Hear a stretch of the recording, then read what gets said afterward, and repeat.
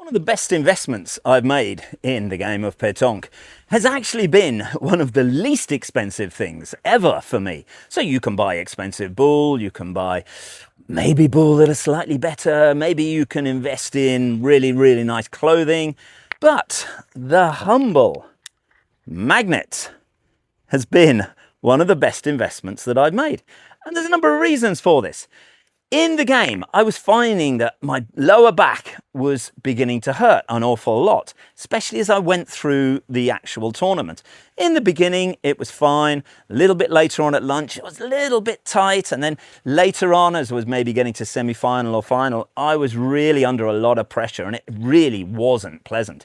Because what it was doing is it was taking my brain away from the actual shot, what I had to do, what I had to execute, because I was just going, oh, my back, I wish it would. And a lot of this is core strength.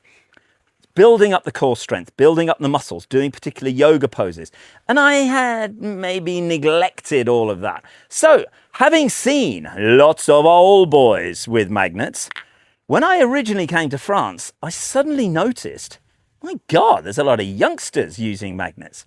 And I thought, what is this? Why are they using magnets when there shouldn't be any problems with their back?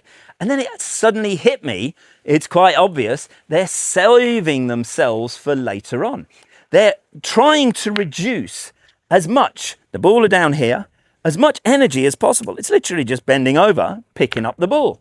So for the sake of 15, 20 euros, whatever this was, I just thought, I'm just going to give this a try.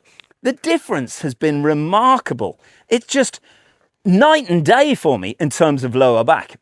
And when you have these little tiny 1% hacks, they can help you with your game as you go through a tournament. So one of the best investments, maybe for Christmas, maybe for Father's Day, Mother's Day, is to get a magnet. There's a whole bunch of them. One is not particularly better than the other. You can also use them for measuring should you wish to be so inventive. Causes a little bit of controversy. Sometimes the knots are not so great on them and they do undo. They start off very nicely like this and then they become bodged like this when the magnet gets used so much. So just be aware of that. It also connects. It's a little grip. Magnet is actually gripping the other ball. Now, what I do, I put the little ring around one finger, I have my cloth, I have my ball together, and the magnet is always there. Some people wrap it around their neck so that there's no distraction. And everyone is different. Some people put it in their pocket. This is a very versatile little thing, and I think you will love to get one yourself.